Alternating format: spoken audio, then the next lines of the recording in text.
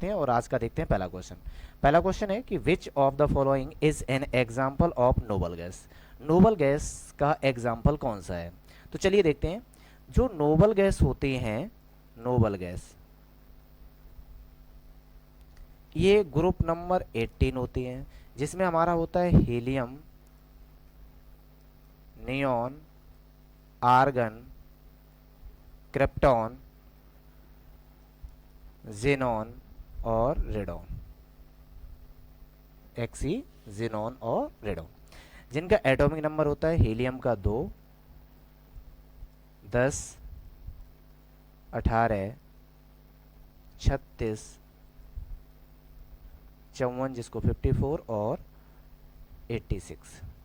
ये total atomic number होते हैं। तो हम लोग लर्न भी कर सकते हैं कि 18 ग्रुप के एलिमेंट को आप क्या बोलोगे?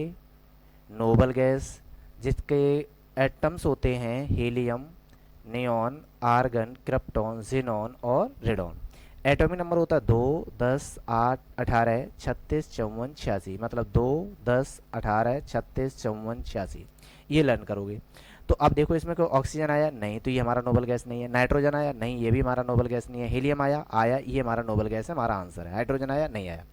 तो अब जो चार ऑप्शन, वो 3 ऑप्शन बचे हैं, तो इनके डिटेल बारे में पढ़ लेते हैं। तो पहला ऑप्शन दिया है ए, जो बताता है ऑक्सीजन। ऑक्सीजन का एटॉमिक नंबर होता है 8। अगर मैं इसका कॉन्फ़िगरेशन करें तो आएगा 1s2, 2s2, 2p4। मतलब है p ऑर्बिटल का में इसके 4 इलेक्ट्रॉन है, ठीक है। उसके बाद नाइट्रोजन, नाइट्रोजन का एटॉमिक नंबर होता है 7। इसका कॉन्फ़िगरेशन करोगे 1s2, 2s2, 2p3। हाइड्रोजन सबको पता है, एटॉमिक नंबर 1। तो इसमें क्या है इसका कॉन्फ़िगरेशन 1s1। अब यहाँ से एक जानकारी और लेंगे और वो है हाइड्रोजन के बारे में। तो हाइड्रोजन एटम के आइसोटॉप्स होते हैं, आइसोटॉप्स, जिसको हम बोलते हैं समस्थानिक। जिनको हम लोग क्या बोलते हैं? समस्थानिक। तो हाइड्रोजन का पहला होता है प्रोटियम,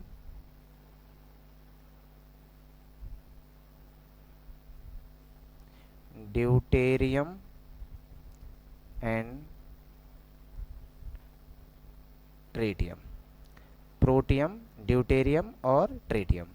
इनमें नंबर ऑफ प्रोटॉन की बात करें तो सब में एक एक होता है। इनमें इलेक्ट्रॉन की बात करें तो सब में एक एक होता है। लेकिन बात न्यूट्रॉन की करें तो इसमें एक भी नहीं है, इसमें एक है और इसमें एक है। तो इसका मतलब है हाइड्रोजन का आइसोटोप फर्स्ट, जिसको हम हाइड्रोजन भी बोलते हैं और प्रोटियम भी बोलते हैं, इसके पास कोई भी न्यूट्रॉन नहीं होता है। तो अगर न्यूट्रॉन नहीं है तो हाइड्रोजन से अगर हम एक इलेक्ट्रॉन को आयोनाइज कर दें, निकाल लें, तो जो भी हमारे पास बचेगा ये वाला पार्ट एस पॉजिटिव, इसको हम जनरली बोल सकते हैं प्रोटॉन। ये किसको रिप्रेजेंट करेगा? प्रोटॉन को। तो ये बनेगा एस पॉजिटिव। क्लियर है क्वेश्चन? चलिए नेक्स्ट क्वेश्चन देखते हैं। नेक्स्ट क्वेश्चन दिया है कि what is the atomic number of carbon. तो कार्बन का एटॉमिक नंबर कितना है? तो कार्बन का जो एटॉमिक नंबर है वो कितना है आपका? 6 है। अब जो 3 ऑप्शन दिए वो किन किन के एटॉमिक नंबर है, तो वो भी चेक कर लेते हैं। एटॉमिक नंबर 4, इस पे आता है आपका बेरिलियम। इस पे क्या आएगा? बेरिलियम, जिसका सिंबल होता है Ve। अगर इसको कॉन्फ़िगरेशन करोगे तो कॉन्फ़िगरेशन भी आप कर सकते हो। कॉन्फ़िगरेशन क्या रहेगा? 1s2, 2s2। उसके बाद दिया है 6, पता है 6 किसका है? कार्बन का। तो कार्बन का सिंबल क्या है? C। इसका अगर हम कॉन्फ़िगरेशन करें तो कॉन्फ़िगरेशन आएगा 1s2, 2s2, 2p2। उसके बाद एटॉमिक नंबर 8। तो 8 एटॉमिक नंबर किसका है? ऑक्सीजन का। ऑक्सीजन का सिंबल O। इसके लिए अगर कॉन्फ़िगरेशन करोगे तो 1s2, 2s2, 2p4। उसके बाद एटॉमिक नंबर 12 है। एटॉमिक नंबर 12 आता है मैग्नीशियम का, Mg, जिसका सिंबल क्या है? Mg। तो Mg के लिए हम लोग क्या करने वाले हैं? Electronic configuration 1s2, 2s2, 2p6, 3s2, ठीक है, इतना होगा। ये आपके एटॉमिक नंबर है। तो इसका मतलब है 4 है आपका बेरिलियम, 6 है आपका कार्बन, 8 है ऑक्सीजन एंड 12 है आपका मैग्नीशियम। चलिए आगे देखते हैं अगला question, question number third. Third में दिया है कि what is the chemical formula of washing soda. तो वॉशिंग सोडा का जो केमिकल फॉर्मूला है वो आपका होता है सोडियम कार्बोनेट डेकाहाइड्रेट। ये फॉर्मूला है। तो इसको फिर पढ़ेंगे क्या, तो पढ़ते हैं इसको सोडियम कार्बोनेट डेकाहाइड्रेट, ये इसका सिंबल है। तो आगे बनाने की प्रोसेस हम बता देंगे पहले। अब जो 3 ऑप्शन बचे हैं, पहला कौन सा दिया है NaCl। तो NaCl का क्या सिंबल है, वो इसमें क्या होता है कि जो NaCl है ये बनता है आपका sodium positive and chlorine negative. तो ये एक आयोनिक कंपाउंड है, आयोनिक कंपाउंड। NaSCO3, NaSCO3 इसको हम लोग पढ़ते हैं सोडियम बाइकार्बोनेट, जिसको सोडियम हाइड्रोजन कार्बोनेट भी बोलते हैं। तो इसका कॉमन नेम होता है बेकिंग सोडा, बेकिंग सोडा खाने बनाने में यूज किया जाता है। उसके बाद दिया है NaOH। तो NaOH का मतलब क्या होता है, इसको बोलते हैं सोडियम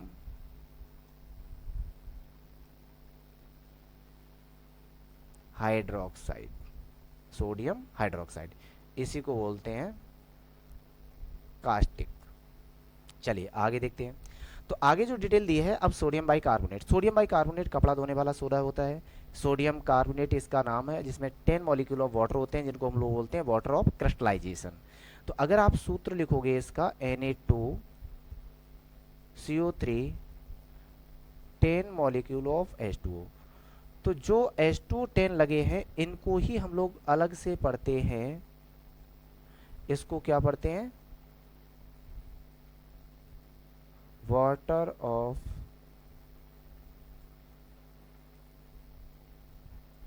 क्रिस्टलाइजेशन। मतलब है कि इसी के बेस पे क्रिस्टल होता है। अगर इसको आप एवोपरेट कर दोगे गर्म, तो ये एज ए पाउडर के फॉर्म में बन जाएगा। ठीक है, चलिए नेक्स्ट देखते हैं। हाँ, तो मतलब अब दिया गया है कि जो वॉशिंग सोडा बनता है वो बनता कैसे है। तो ध्यान सुनो इसमें, preparation of washing soda sodium carbonate decahydrate इसका नाम है। फॉर्मूला क्या होता है, Na2CO3 and 10 molecule of H2O।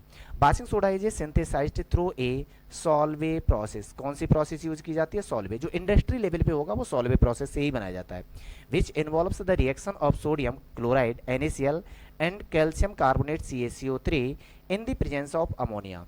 Here is a step by step explanation देखना है। तो क्या क्या है, पहला सॉल्वे प्रोसेस इंडस्ट्रियल प्रोसेस है, मतलब इंडस्ट्री लेवल पे जो बनेगा वो आपका सॉल्वे प्रोसेस से बनेगा।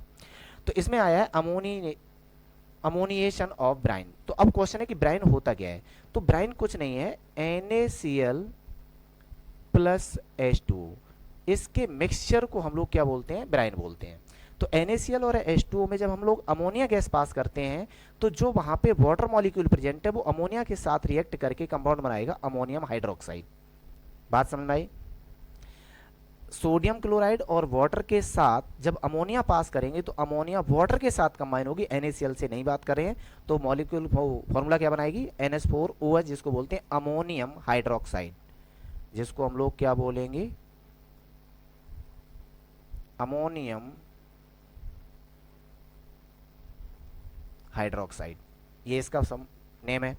अब आगे देखेंगे कार्बोनेशन। कार्बोनेशन का मतलब ध्यान सुनना कि जो हमारा कैल्शियम कार्बोनेट है CaCO3, इसको हम बोलते हैं लाइमस्टोन। लाइमस्टोन पढ़ा होगा आपने, एक्सोथर्मिक रिएक्शन शो करता है कि अगर हम इसको हीट करेंगे तो जैसे हीट करोगे तो बनाएगा CaO कैल्शियम ऑक्साइड, जिसको बोलते हैं क्विक लाइम, और रिलीज होगी carbon dioxide.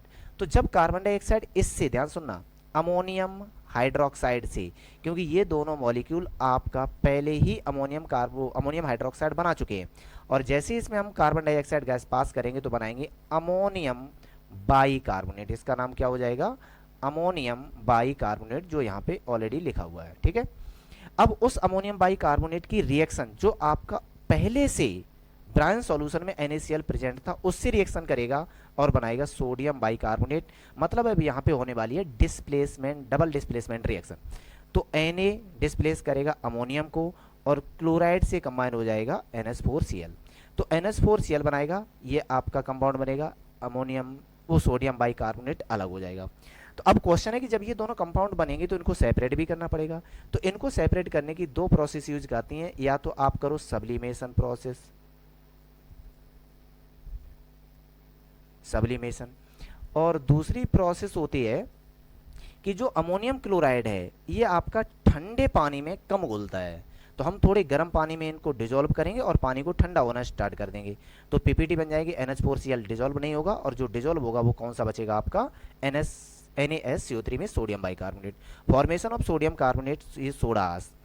NaSCO3 is heated to produce anhydrous sodium carbonate. Anhydrous sodium carbonate, ध्यान सुनना कि अगर हमारे पास सोडियम हाइड्रोजन कार्बोनेट अभी जो बना है, सोडियम हाइड्रोजन कार्बोनेट, ये खाने वाला सोडा है जिसको हम लोग बोलते हैं बेकिंग सोडा। ये क्या है? Baking soda, sodium bicarbonate. तो अगर हम इसको गर्म करेंगे तो गर्म करने से सोडियम कार्बोनेट मिलेगा, कार्बन डाइऑक्साइड गैस रिलीज हो जाएगी और वाटर मॉलिक्यूल वेपर बन के चले जाएंगे। तो जो बचेगा वो क्या होगा आपके पास? सोडियम कार्बोनेट, जिसको हम लोग बोलते हैं वॉशिंग सोडा। आगे देखते हैं हाइड्रेशन ऑफ वो वॉशिंग सोडा।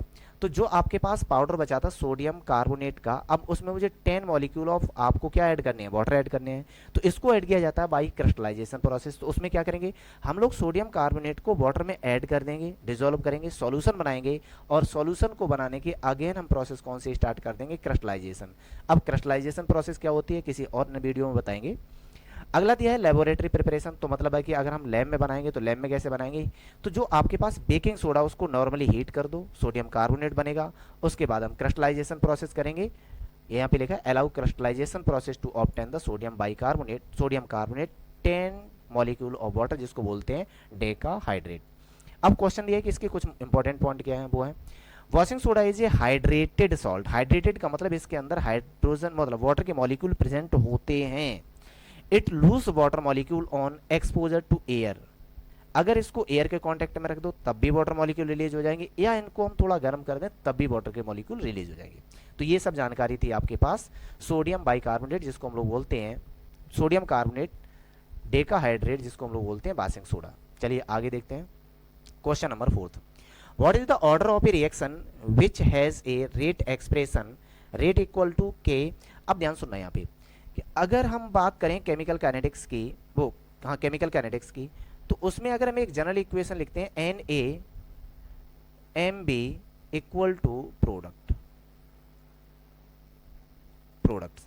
तो इसके लिए अगर हम रेट लिखें, ध्यान सुनना, दो होते हैं, एक होता है लॉ ऑफ मास एक्शन और एक होता है रेट लॉ एक्सप्रेशन। तो हम लिख रहे हैं रेट लॉ एक्सप्रेशन। तो रेट लॉ एक्सप्रेशन कहता है कि किसी भी इक्वेशन का जो रेट होता है वो रिएक्टेंट के कंसंट्रेशन पे कुछ पावर होती है, पर इसके जो स्टोइकोमेट्रिक नंबर है इनकी पावर हो भी सकती हैं और नहीं भी हो सकती हैं। यहाँ पे रहेगा आपका y। मतलब ये है कि x एंड y मे और may not be equal to n and m, इनके इक्वल हो भी सकती है और नहीं भी हो सकती है। तो अगर हम बात करें ऑर्डर ऑफ रिएक्शन, तो ये होता है जो रेट लॉ एक्सप्रेशन है उनके कंसंट्रेशन की जो पावर है उसके सम को बोलते हैं order of reaction x plus y equal to n, जिसको हम जनरली n से रिप्रेजेंट भी करते हैं। तो क्वेश्चन दिया है कि हमारे पास जो रेट दिया है,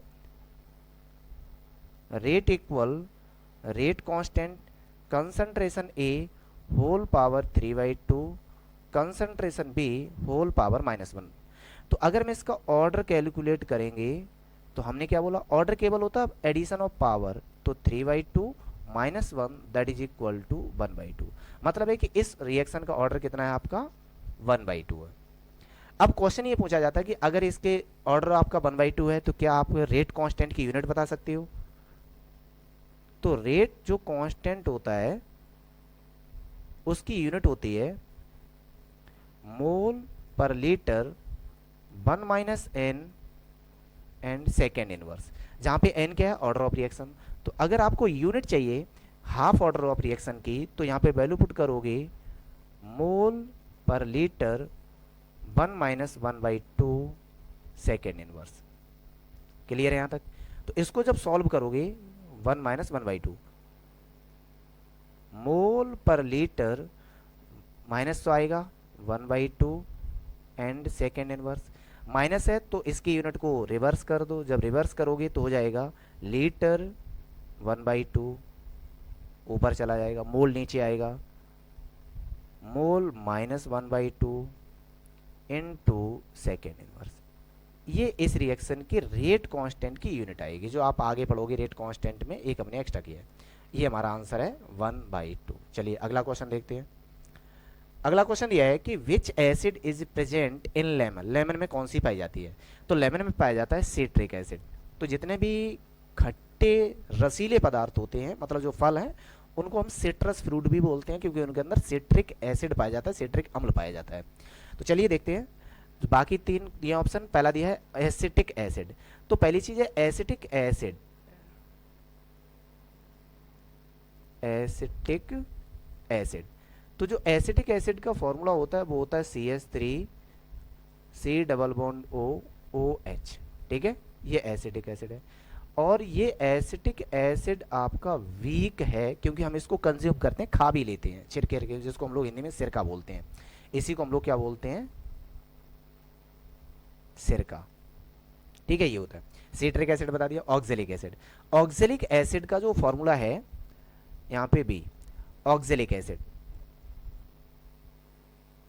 ऑक्जेलिक एसिड, ऑक्जेलिक एसिड का फॉर्मूला होता है carbon double bond O oxygen COOH, इसको बोलते हैं ऑक्जेलिक एसिड। लेकिन जब इसी से दोनों हाइड्रोजन को रिलीज कर दो, दोनों हाइड्रोजन को रिलीज कर दो, क्योंकि एसिड के पास प्रॉपर्टी होती है, किसने बताई थी? अरहेनियस ने। अरहेनियस थ्योरी के अकॉर्डिंग एसिड जो आपके वाटर में डिजोल्व करने से हाइड्रोजन आयन रिलीज करते हैं, हम उनको एसिड बोलते हैं। तो ये दो हाइड्रोजन आयन को रिलीज करेगा। अभी तक इसका जो नाम था वो था ऑक्जेलिक एसिड, लेकिन अब इसका नाम हो जाएगा ऑक्सलेट आयन। क्या बन जाएगा? Oxalate ion. ठीक है। हाइड्रोक्लोरिक एसिड सबको पता है, डी ऑप्शन, HCl। पहली चीज ये पोलर कंपाउंड है, कोवैलेंट बॉन्ड बनाता है, ये भी पूछा जाता है। अब अगर हम इसका स्ट्रक्चर देखें तो वो भी बता दे रहे हैं कि हाइड्रोजन के पास एक इलेक्ट्रॉन, क्लोरीन के पास आउटर मोस्ट सेल में 7 इलेक्ट्रॉन। तो ये क्या करेंगे? शेयरिंग करेंगे। तो हाइड्रोजन इसके एक इलेक्ट्रॉन को अपने में कंबाइन करेगा और क्लोरीन इसके इलेक्ट्रॉन को अपने में कंबाइन करेगा। इसी को बोलते हैं लुईस डॉट स्ट्रक्चर। तो चलिए कुछ और हमने लिखे हैं। एसिड किस में क्या पाया जाता है? सिट्रिक एसिड किस में पाया जाता है? सिट्रस फ्रूट, लेमन है, ऑरेंज है इनमें। एसिटिक एसिड जिसको हम लोग विनेगर भी बोलते हैं। लैक्टिक एसिड मिल्क में पाया जाता है। मैलिक एसिड एप्पल, ग्रेप्स अंगूर, चेरीज इनमें पाया जाता है। टार्टरिक एसिड अंगूरों में पाया जाता है, इमली में पाया जाता है, बनाना में पाया जाता है। फॉर्मिक एसिड चींटियों में पाया जाता है, उनके टंक में पाया जाता है, मतलब जो मधुमक्खियां हैं। ठीक है, चलिए अगला क्वेश्चन देखते हैं। अगला क्वेश्चन यह है कि which gas is evolved when a metal react with metal. तो ध्यान सुनोगे ये चीज, जब भी एसिड से, जब भी एसिड रिएक्ट करेगी मेटल से, तो ध्यान से सुनोगे, यहाँ पे गैस रिलीज होगी हाइड्रोजन। कौन सी रिलीज होगी? हाइड्रोजन। तो आंसर तो हमारा हाइड्रोजन हो गया, ये क्लियर है। अब अगर हाइड्रोजन रिलीज होगी तो उसमें कंडीशन क्या क्या है, कब होगी कब नहीं होगी? तो यहाँ पे हमने एक टेबल बना के दी है, जिसको बोलते हैं रिएक्टिविटी सीरीज। इसको क्या बोलते हैं? Reactivity series. अब ध्यान सुनना, रिएक्टिविटी सीरीज को लर्न करने का सबसे अच्छा तरीका है, पहले 4 उठाओ, उसके बाद अगले 4, हाइड्रोजन को छोड़ दो, अगले 4। Potassium, sodium, calcium, magnesium, aluminium, zinc, iron, lead, hydrogen, copper, mercury, silver, gold. अब इसका मतलब क्या है? पोटेशियम सोडियम को रिप्लेस कर देगा, सोडियम कैल्शियम को रिप्लेस करेगा, मतलब ऊपर से नीचे वाले को रिप्लेस कर सकते हैं, मतलब नीचे वाला ऊपर वाले को रिप्लेस नहीं करेगा। अब इसका मतलब ये हुआ कि अगर हम बात एसिड की कर रहे हैं तो जनरली, चलो हमने ले लिया HCl, HCl के साथ आप रिएक्शन इनमें से किसी के साथ करा दो, हाइड्रोजन रिलीज होगी। इनकी रिएक्शन कराओगे, हाइड्रोजन रिलीज नहीं होगी। अगर मान लो हमने HCl में कॉपर डाल दिया तो यहाँ सीधा हो जाएगा नो रिएक्शन। अगर आपने HCl में मरकरी डाल दिया, नो रिएक्शन, तो इनसे रिएक्शन नहीं होने वाली। तो इसका मतलब ये हुआ कि अगर हम एसिड की रिएक्शन करा रहे हैं तो कब कराएंगे, तो यहाँ पे लिख दो मोर रिएक्टिव मेटल। कैसे होने चाहिए, मेटल मोर रिएक्टिव होने चाहिए। ठीक है, चलो आगे देखते हैं। अगला क्वेश्चन दिया है कि विच of the following is an exothermic reaction. तो रिएक्शन अगर हम हीट के बेस पे देखें, हीट एब्जॉर्ब हो रही है, हीट रिलीज हो रही है, तो दो होती है। तो एक तो लिखा है एक्सोथर्मिक,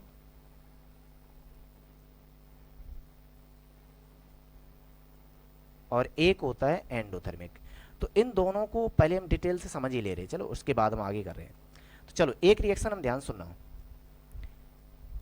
CaCO3 कैल्शियम कार्बोनेट, इसको अगर हम आप हीट करोगे तो हीट करने से CaO plus CO2 gas release होगी। इस रिएक्शन में हमने हीट दी है तो ये हो जाएगी एंडोथर्मिक। ठीक है, अब जो आपके पास CaO है, सेकेंड स्टेप CaO, इसको आप जैसे ही वाटर में डिजोल्व करोगे तो यहां से कंपाउंड बन के तैयार होगा CaOH का होल ट्वाइस, और लार्ज अमाउंट में हीट रिलीज होगी। तो इस रिएक्शन को हम लोग बोलेंगे एक्सोथर्मिक। क्लियर हुआ? अब ध्यान सुनना, इसको तो हम लोग बोलते हैं चूना पत्थर हिंदी में। इसको क्या बोलते हैं? चूना पत्थर। इसको बोलते हैं क्विक लाइम। चूना यूज करने के लिए तैयार है। जैसे पानी में डालोगे तो इसको इंग्लिश में बोलते हैं स्लैग्ड लाइम या बुझा हुआ चूना। बुझा हुआ चूना।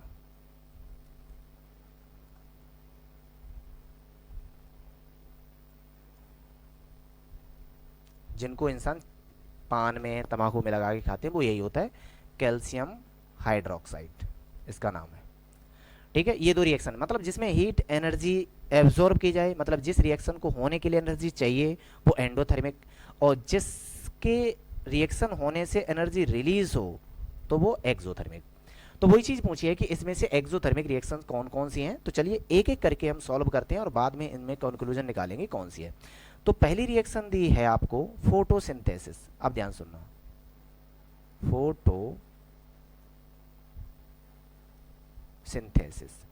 फोटोसिंथेसिस में सबको पता है कि पेड़ पौधे कार्बन डाइऑक्साइड लेते हैं, जमीन से पानी को एब्जॉर्ब करते हैं, सनलाइट, क्लोरोफिल की प्रेजेंस में एक केमिकल कंपाउंड को किस में कन्वर्ट कर देते हैं? ग्लूकोज में। ठीक है, तो यहां कंपाउंड बनता था C6H12O6 प्लस O2। तो अब ध्यान सुनोगे, यहां जो एनर्जी है, एनर्जी एब्जॉर्ब हुई है। तो अगर एनर्जी एब्जॉर्ब हुई है तो रिएक्शन बन जाएगी एंडो। रिएक्शन कैसी बन जाएगी? एंडोथर्मिक। सेकेंड में क्या दिया है? Second option, evaporation of water.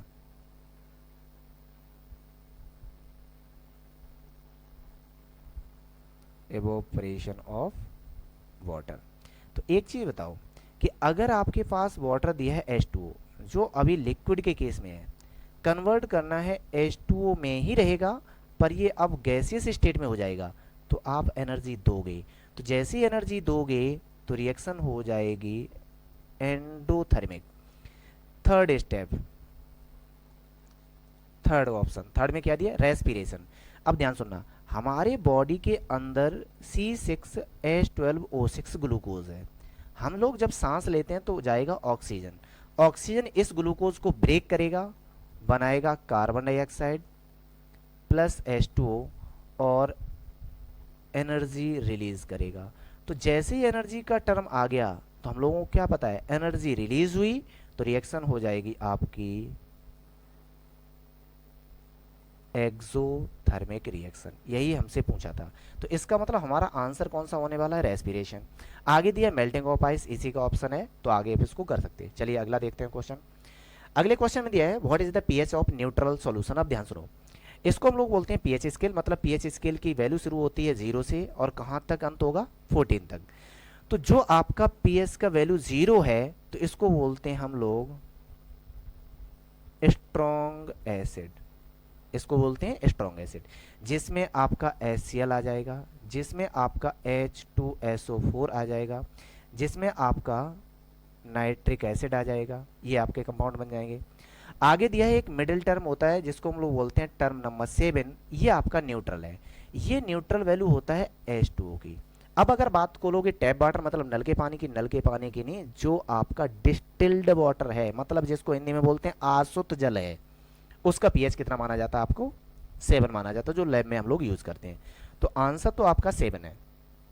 तो जो 14 बचा, तो 14 में क्या है, तो इसको हम लोग बोलेंगे स्ट्रॉन्ग बेस, क्षार जिसको हिंदी में कहते हैं, जिसमें से आपको याद रखना है KOH और NaOH, ये आपके स्ट्रॉन्ग बेस में है। चलिए अगला क्वेश्चन देखते हैं। अगला क्वेश्चन दिया है कि rate constant of a reaction is 300 मोल पर लीटर पर second, what is the order of the reaction. तो चलिए शुरू करते हैं। देखो वैल्यू क्या लिखी है, इसको मुझे लेना देना नहीं है। अगर आपको ऑर्डर ऑफ रिएक्शन कैलकुलेट करना, वो भी किससे, रेट कांस्टेंट के दिया जाए वैल्यू उससे, तो इसको मुझे पकड़ना है यूनिट को। कैसे पकड़ना है, ध्यान सुनो। तो किसी भी रिएक्शन के रेट कांस्टेंट की जो यूनिट होती है, हम बात करें यूनिट की, ध्यान सुनोगे, यूनिट की, तो इसकी जो यूनिट होती है, तो यूनिट को हम लोग लिखते हैं मोल पर लीटर 1 - n सेकेंड इनवर्स।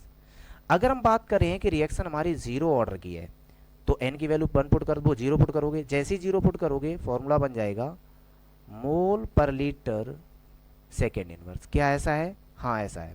तो इसका मतलब ये कि 0 ऑर्डर रिएक्शन है, ये पहली चीज मिल गई। अगर ये ऑर्डर 1 होता, n की वैल्यू कितनी होती, 1। अब ध्यान सुनना, हम ये बात कर रहे हैं ऑर्डर की, तो जैसे ही 1 पुट करते तो 1 - 1 0 हो जाता और इसकी टोटल वैल्यू 1 हो जाती, हमारे पास बचता सेकेंड इनवर्स। अगर n की वैल्यू हम 2 पुट करते, ध्यान सुनना, ये n है आपका, n की वैल्यू 2 पुट करते, ध्यान सुनो, अगर n की वैल्यू 2 पुट करते तो 1 - n कितना हो जाता, 1 - n मतलब 1 - 2 -1। तो यहाँ पे यूनिट बनने वाली थी मोल पर लीटर -1 सेकेंड इनवर्स। इसको अगर हम कंडीशन में लिखते तो ये हो जाता मोल -1 लीटर सेकेंड इनवर्स, ये इनकी यूनिट बनती। लेकिन हमारा आंसर पहले से बन गया था 0 ऑर्डर रिएक्शन, तो first order reaction, second order reaction, third order reaction सबके लिए कर सकते हैं। तो चलिए एक एक करके हम लोग स्टार्ट करते हैं। तो अगर हमारे पास A मतलब है n की वैल्यू 1 पुट करेंगे, मतलब फर्स्ट ऑर्डर रिएक्शन, तो जैसे ही इसमें 1 पुट करोगे तो 1 - 1 0 हो जाएगा। तो यहाँ से जो रेट कांस्टेंट है जिसको हम लोग k से रिप्रेजेंट करते हैं, इसकी यूनिट हो जाएगी second inverse. Option number B, option number B में लिखा है सेकेंड ऑर्डर रिएक्शन, मतलब है n की इक्वल टू 2। तो जो k, आप ध्यान सुनोगे, अगर 2 पुट करोगे 2, तो 2 में क्या बना था, mole per mole litre second inverse, इसकी यूनिट क्या बनी थी, per mole litre second inverse. Option number C third order reaction, तो अगर आप 1 में से 3 माइनस करोगे तो बचेंगे -2, तो यहां से अगर हम 3 पुट करें तो वैल्यू बचेगी हमारी मोल पर लीटर 1 - 3 मीन्स -2 सेकेंड इनवर्स। तो यहां से जब इसको यूनिट को सॉल्व करोगे तो बनेगा आपका, लीटर ऊपर जाएगा, नेगेटिव नेगेटिव पॉजिटिव हो जाएगा, तो इसको हम लोग लिख सकते हैं यहां से मोल -2 लीटर टू सेकेंड इनवर्स। तो यहां से अगर n की वैल्यू हम 3 पुट करें तो जो रेट कांस्टेंट है उसकी यूनिट क्या बन जाएगी, मोल -2 लीटर टू सेकेंड इनवर्स। ऐसे ही जो लास्ट में दिया 0 ऑर्डर रिएक्शन, 0 ऑर्डर रिएक्शन हमने तुम्हें बता दिया कितना होता है आपका, मोल पर लीटर पर सेकेंड। चलिए अगला क्वेश्चन देखते हैं। अगले क्वेश्चन में दिया है कि विच of the following is used in making bleaching powder. Bleaching powder बनाने में किसका यूज होता है, तो चलिए हम लोग पढ़ ही लेते हैं कि ब्लीचिंग पाउडर होता क्या है, बनता कैसे है, उसके बाद आप डिसीजन ले लेना। चलिए देखो, ब्लीचिंग पाउडर में ध्यान सुनना कि जो अभी हम लोगों ने लिया था CaO, कैल्शियम ऑक्साइड, जिसको हम लोग क्या बोलते हैं, क्विक लाइम, मतलब है बिना बुझा चूना। इसको जैसे आप वाटर में डालोगे, तो आपको पता है कि जब हम लोग दीपावली या होली के टाइम पुताई करने के लिए, घर पे पेंटिंग करने के लिए चूना लाते हैं मार्केट से, वो इसी का फॉर्मूला है CaO। किसी बर्तन में डालते हो, पानी डालते हो, पानी बॉयल होता है, मतलब खौलता है, उसके बाद हमारा जो कंपाउंड बनता है उसको हम लोग बोलते हैं CaOH का होल ट्वाइस, और उसके बाद बहुत ही लार्ज क्वांटिटी में एनर्जी रिलीज होती है। अब ध्यान सुनोगे, तो जो आपके पास CaOH बचा था, CaOH का होल ट्वाइस, इसको हम लोगों को क्या करना है, अब इसी में ड्राई कंडीशन है, ड्राई कंडीशन का मतलब सूखा प्योर, इसके अंदर वाटर मॉलिक्यूल नहीं होनी चाहिए, इसमें पास कराएंगे क्लोरीन गैस को। जैसे क्लोरीन गैस को पास कराओगे, कंपाउंड बनेगा CaOCl2, और कंपाउंड बन जाएगा H2, ये इवोपरेट हो जाएगा। तो जो आपका CaOCl2 बना है, इसी को हम लोग बोलते हैं ब्लीचिंग पाउडर। क्लियर है? अब ध्यान सुनो, कैल्शियम कार्बोनेट पहला कंपाउंड, ध्यान सुनना, पहले के बारे में जानकारी क्या है हमें।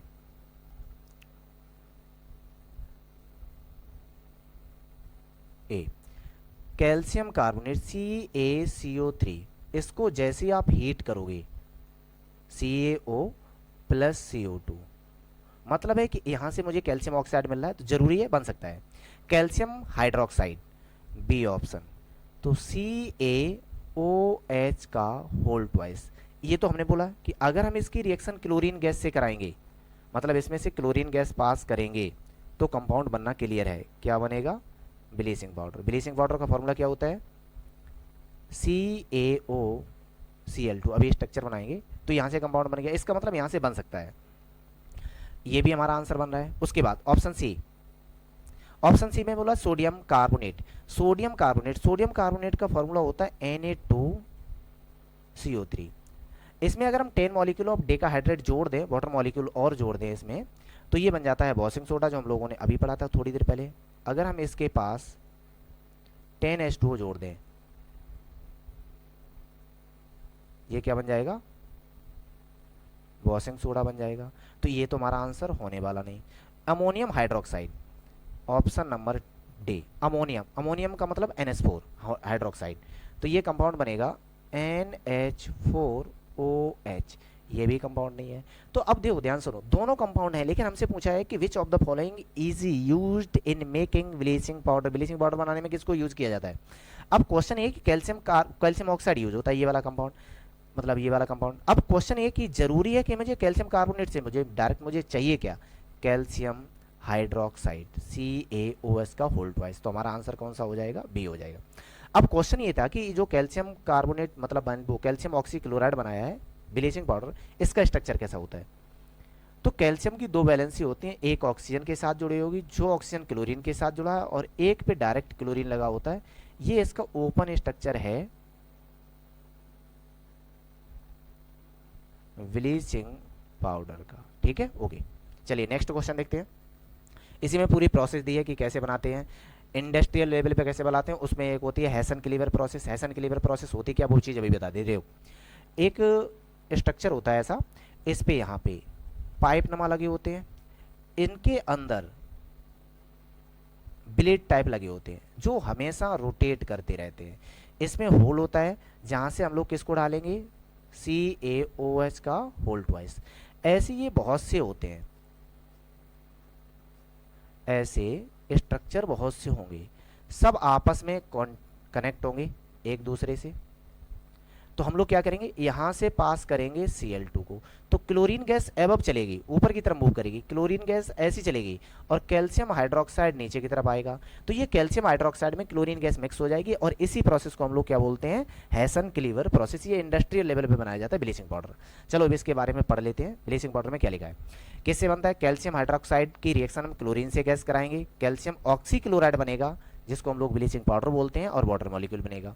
Raw material dry slaked lime.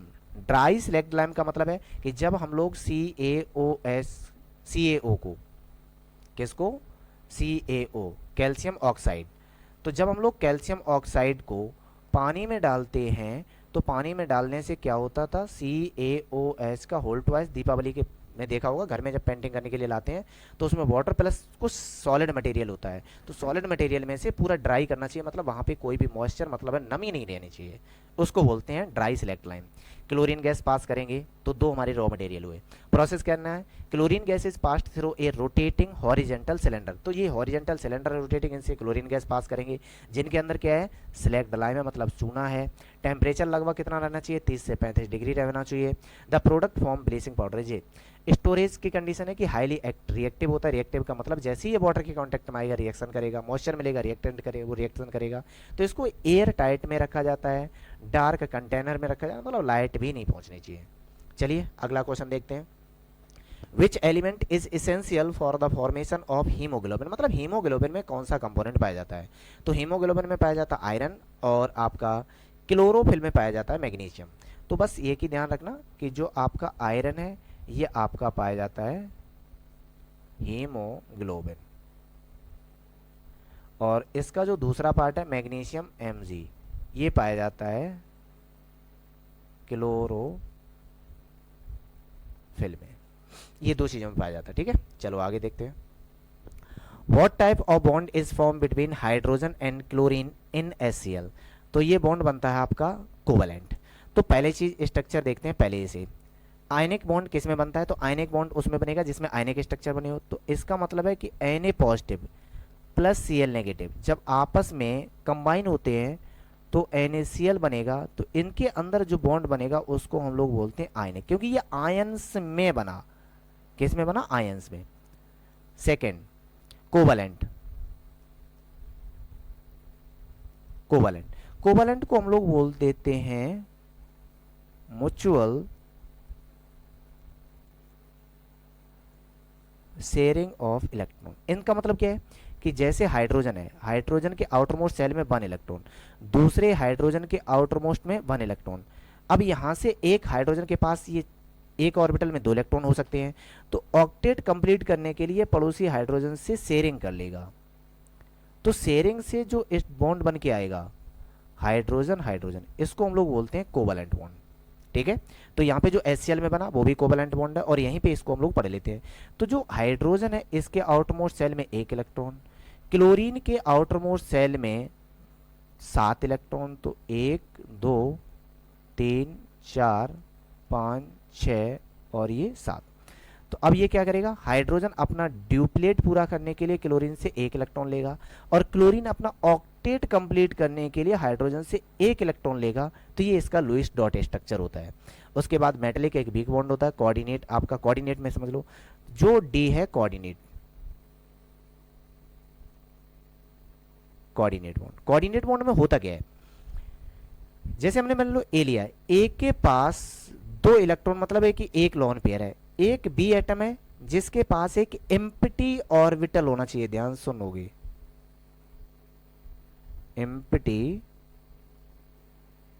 Orbital होना चाहिए। तो ये अपने दोनों इलेक्ट्रॉन को बॉन्ड बनाने के लिए लगा देगा, मतलब इसके ऑर्बिटल में दोनों इलेक्ट्रॉन लेके चला जाएगा, तो ऐसे बनने वाले बॉन्ड को हम लोग क्या बोलते हैं, कोऑर्डिनेट बॉन्ड बोलते हैं। Next question, what is the chemical name of baking soda. अभी हमने दोनों पढ़े हैं, बेकिंग सोडा और वॉशिंग सोडा। तो बेकिंग सोडा खाने वाला, बेकिंग, बेकिंग सोडा का फॉर्मूला होता है NaHCO3, सोडियम बाइकार्बोनेट। नाम क्या है, सोडियम बाइकार्बोनेट। उसके बाद होता है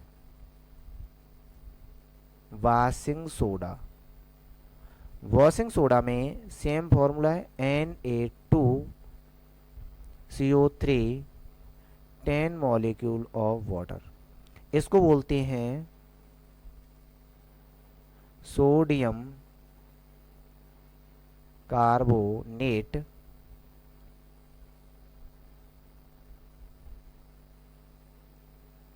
डेकाहाइड्रेट। ठीक है, तो सोडियम कार्बोनेट वॉशिंग सोडा है, सोडियम बाइकार्बोनेट आपका आंसर है, तो इसका मतलब इसका आंसर एग्जैक्ट कौन सा है, sodium bicarbonate.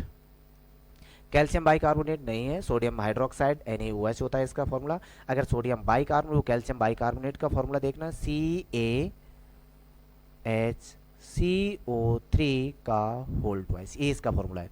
Sodium hydroxide NaOH, और इन दोनों के हमने यहाँ पे लिख दिए। चलिए अगला क्वेश्चन देखते हैं। अगले क्वेश्चन में दिया है कि which one is strong acid. Strong acid कौन सा, इससे पहले अगर देखा जाए तो पीपीटी में हमने लिखा था जहाँ पे पीएच है, तो स्ट्रॉन्ग एसिड का मतलब होता है जिसका पीएच वैल्यू कम, वो स्ट्रॉन्ग एसिड। तो यहाँ पे आप लिख सकते हो strong acid least pH, least pH. Example में कौन कौन से आते थे, HCl, H2SO4, HN3, nitric acid. ठीक है, अगर हम बात करें स्ट्रॉन्ग बेस,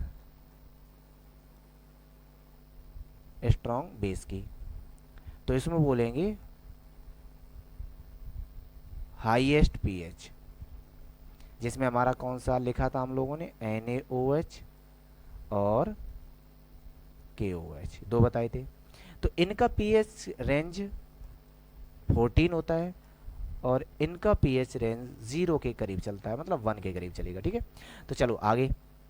अगला इसमें एक कॉन्सेप्ट और ध्यान रखोगे कि पीएच प्लस POH दोनों की वैल्यू का सम कितना होता है, 7 होता है। अगर पीएच की वैल्यू 7 है तो इसको हम लोग बोलेंगे न्यूट्रल है। इतने और ध्यान रखोगे, क्लियर है। चलो आगे अगला क्वेश्चन। इससे पहले अगर ये देख लो, इसमें पूछा है कि इसमें आंसर दिया नहीं था, which one is a strong acid. तो स्ट्रॉन्ग एसिड का मतलब जिसका पीएच वैल्यू कम है। तो देखो हमने तीनों चारों के लिखे, acidic acid, citric acid, sulphuric acid और कार्बोनिक एसिड। तो एक चीज़ हमेशा ध्यान से रखो, जिनको हम लोग खाते हैं वो आपके स्ट्रॉन्ग एसिड नहीं है। तो सिट्रिक एसिड हमने बताया था कि नींबू में पाया जाता, संतरे में पाया जाता, वो तो हम लोग खाते हैं। तो इसका आंसर कभी भी सिट्रिक एसिड तो होने वाला नहीं।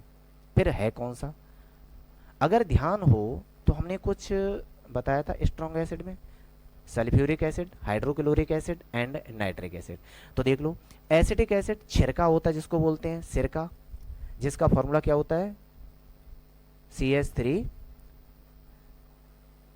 इसको दूसरे कलर से कर रहे हैं, इसको भी हटा दो। इसका फॉर्मूला क्या होता है CH3COH। इसको भी हम लोग खाते हैं, तो ये भी आपका कैसा है, बीक एसिड है। सिट्रिक एसिड ये भी हम खाते हैं, बीक एसिड है। कार्बोनिक एसिड भी जल्दी कंज्यूम हो जाता है, क्योंकि कार्बोनिक एसिड का तो pH 4 से 0.7 तक गया है। तो इसका भी हमारा क्या रहता है, नॉर्मल रहता है। लेकिन सबसे ज़्यादा एसिडिक कौन है आपका, सल्फ्यूरिक एसिड है। चलिए अगला क्वेश्चन देखते हैं। अगले क्वेश्चन में दिया है कि विच of the following is a non reducing sugar. तो चलो एक चीज़ ध्यान सुन रहे हैं। तो पहली चीज़ तो देखो, रिड्यूसिंग और नॉन रिड्यूसिंग। तो यहाँ से पहला कंपाउंड ध्यान सुनोगे कि जो ग्लूकोज है ये आपका मोनोसैकेराइड है, सुक्रोज, माल्टोज एंड लैक्टोज। तो पहले हम बात करें बी की, बी में कौन सा हमारा, सुक्रोज। सुक्रोज के अंदर पाया जाता है फ्रक्टोज प्लस ग्लूकोज, ये दो चीज़ें पाई जाती हैं। उसके बाद ऑप्शन नंबर सी में दिया है माल्टोज। माल्टोज में क्या पाया जाता है, ग्लूकोज और गैलेक्टोज। ग्लूकोज और ग्लूकोज लैक्टोज में होता है, इसमें पाया जाता है glucose, glucose. Option number D electrons. Lactose में दो चीजें पाई जाती हैं, ग्लूकोज और गैलेक्टोज। ग्लूकोज, गैलेक्टोज, दो चीजें पाई जाती हैं। तो पहली चीज हमें ध्यान रखोगे, नॉन रिड्यूसिंग शुगर कौन सा होगा, ये चीज पूछी गई है। तो नॉन रिड्यूसिंग शुगर कौन सा हो जाएगा हमारा, सुक्रोज। ठीक है, कौन सा है हमारा, सुक्रोज। जिसके अंदर देखो ऐसा है, रिड्यूस कौन होगा, फ्रक्टोज होगा और ग्लूकोज होगा। तो इनमें जो रिड्यूसिंग पार्ट है, मतलब एल्डोज वाला पार्ट है, ये दोनों आपस में कंबाइन किए हैं, इसलिए ये नॉन रिड्यूसिंग शुगर है। और बाकी सब आपके कैसे होंगे, रिड्यूसिंग शुगर। चलो आगे देखते हैं। Which of the following is an aldose. Aldose का मतलब देखो दो ही चीज़ें होती हैं, हम लोग पढ़ेंगे बायोमोलिक्यूल में पढ़ेंगे तो बायोमोलिक्यूल में दो चीज़ें पढ़ेंगे, ग्लूकोज और फ्रक्टोज, मतलब शुगर से ही मिलती हैं। तो जिनके अंदर एल्डेहाइड एल्डेहाइडिक ग्रुप होगा उनको तो हम लोग बोलेंगे एल्डोज, और जिनके अंदर कीटोनिक ग्रुप होगा, जिनके अंदर कौन सा ग्रुप होगा, कीटोनिक,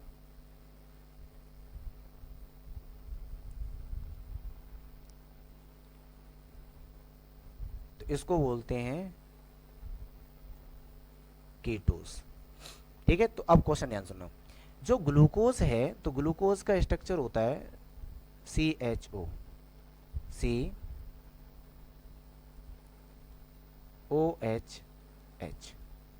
C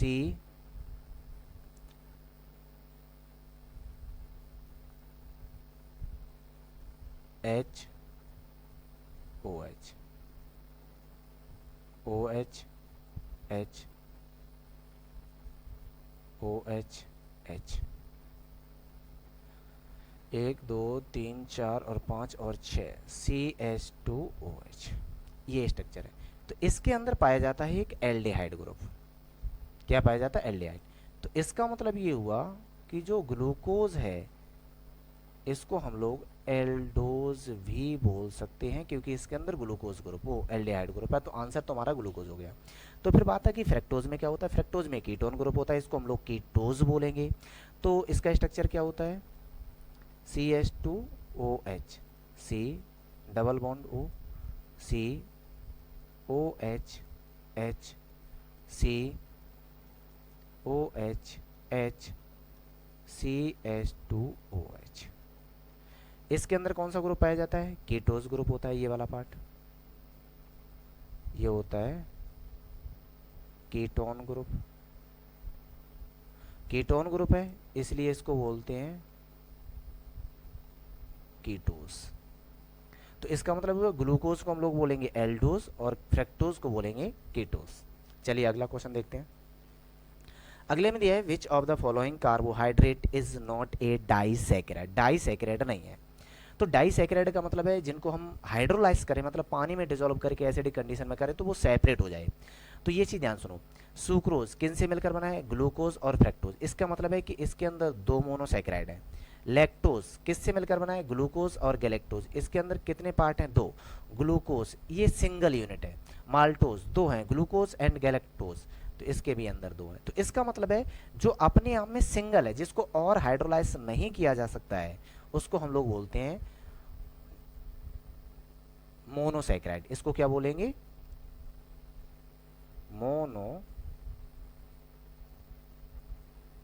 मोनोसैकेराइड। इसको सीधा बोल सकते हैं कैन नॉट फर्दर हाइड्रोलाइज्ड, जिसको और अधिक हाइड्रोलाइज न किया जा सके उसको हम लोग बोलते हैं मोनोसैकेराइड। तो इसका मतलब है जो डाइसैकेराइड नहीं है, और जो जिसको हाइड्रोलाइज किया जा सके वो डाई होगा, ट्राई होगा, जितने में किया जा सके। चलो अगला क्वेश्चन। अगले में दिया है एक carbohydrate that can not be hydrolyse to simple form, जिसको नहीं कर सकते, सीधी सी बात है, क्या बोलेंगे, मोनोसैकेराइड। अभी किया है। जिसको दो यूनिट में कर सके, डाइसैकेराइड। ठीक है, तो इसके एग्जाम्पल अभी किए थे, माल्टोस, सुक्रोज और कौन सा था, लैक्टोस। ठीक है, पिछले वाले वीडियो में जो अभी किया था ये वाले तीनों यही पूछिए। चलो अगला क्वेश्चन देखते हैं। अगला दिया है polysaccharide have which of the following linkage. मतलब पॉलीसैकेराइड जब लिंक होते हैं तो कैसा होता है, ध्यान सुनो कि एक अगर मोनोसैकेराइड की बात करें, भी मोनोसैकेराइड को हमने ले लिया यहाँ पे ग्लूकोज, तो एक ग्लूकोज जब दूसरे फ्रक्टोज से लिंक करेगा तो यहाँ पे जो बॉन्ड बनेगा, क्वेश्चन है ये बॉन्ड क्या कहलाता है। इसको हम बोलते हैं ग्लाइकोसाइडिक लिंकेज। इसको क्या बोलते हैं, ग्लाइकोसाइडिक लिंकेज। ये ध्यान सुनना, ये किस में मिलेगा, पॉलीसैकेराइड। किस में मिलेगा, पॉलीसैकेराइड में। यहाँ पे एक टर्म दिया है पेप्टाइड। पेप्टाइड में मिलेगा जो अमाइड हैं, अमीनो एसिड है। क्या है? Amino acid. तो एक अमीनो एसिड जब दूसरे अमीनो एसिड से लिंक होता है तो जो बॉन्ड मिलेगा उसको हम लोग क्या बोलते हैं? Peptide linkage. ठीक है। अब बात है कि यहाँ पे हाइड्रोजन बॉन्ड क्या होता है। तो हाइड्रोजन बॉन्ड, ध्यान सुनोगे, जब हाइड्रोजन फ्लोरीन ऑक्सीजन नाइट्रोजन के साथ आए तो दूसरे मॉलिक्यूल के साथ जब बॉन्डिंग करेगा तो उसको हम लोग बोलते हैं हाइड्रोजन बॉन्डिंग। ये दो तरीके की होती है, इंटरमॉलिक्यूलर और इंट्रामॉलिक्यूलर। चलो अगला क्वेश्चन जब आएगा उसमें और डिटेल से पढ़ेंगे हम लोग। अगला क्वेश्चन, तो अगले क्वेश्चन में दिया है a mixture of amylose and amylopectin क्या कहलाता है। तो ध्यान सुनो कि स्टार्च दो चीज़ों से मिलकर बना होता है, अमाइलोज और अमाइलोपेक्टिन। लैक्टोज में दो होते हैं, कौन कौन से बताए थे अभी हमने? ग्लूकोज और गैलेक्टोज। सुक्रोज में कौन कौन से होते हैं? ग्लूकोज और फ्रैक्टोज। और ये सेलुलोज आपका एक पॉलीसैकेराइड है, जैसा स्टार्च होता है वैसा ही सेलुलोज होता है। ये पेड़ पौधों की छाल में पाया जाता है, वहीं से सेलुलोज बनता है। चलिए अगला क्वेश्चन। अगला दिया है कि starch is a polymer of, polymer पर किसका है? तो ये आपका ग्लूकोज, मतलब है ग्लूकोज ग्लूकोज ग्लूकोज मिलते रहते हैं तो उनसे बनता है। तो इसका मतलब क्या है कि इंडस्ट्री लेवल पे जब हम लोग ग्लूकोज बनाते हैं तो किससे बनाते हैं? स्टार्च से बनाते हैं। और स्टार्च का फॉर्मूला होता है C6H10O5। इसकी कितनी यूनिट? N। जब इसको आप हाइड्रोलाइज करेंगे तो जो ग्लूकोज बनेगा, सिंगल ग्लूकोज जो हम लोग खाते पीते हैं वो इसी से बनता है, स्टार्च से। तो वही पूछा है कि ये किसका पॉलीमर है? ग्लूकोज का पॉलीमर है। ठीक है। चलो आगे। आगे दिया है the molecular formula of glucose क्या है? C6H12O6, ये इसका आंसर है। अब जो पहला दिया है ये किसका है? ये आपका बेंजीन है। बेंजीन का स्ट्रक्चर क्या होता है? 6 कार्बन साइक्लिक के रूप में होंगे और अल्टरनेट डबल बॉन्ड होगा, इसको बेंजीन बोलते हैं। C2H4O, इसको हम लोग क्या कहते हैं इसको? और एक लिखा है CH3OH, इसको बोलते हैं मीथेनॉल। मीथेनॉल जो एक एल्कोहल है और एल्कोहल में ये एक पॉइजन है, जहर है। इसी में अगर एक कार्बन को बढ़ा दो तो C2H5OH बन जाता है, जिसको भी हम लोग क्या बोलेंगे? एल्कोहल बोलेंगे। लेकिन अब ये पीने वाला हो गया, ड्रिंक करने वाला हो गया, जो इंसान पीते हैं वो यही है। लेकिन कार्बन एक वाला एक तरीके से जहर है, जिसको इंसान पीता है तो कुछ टाइम में अंधा हो जाएगा और उसके बाद उसकी डेथ हो जाएगी। अगला क्वेश्चन देखते हैं।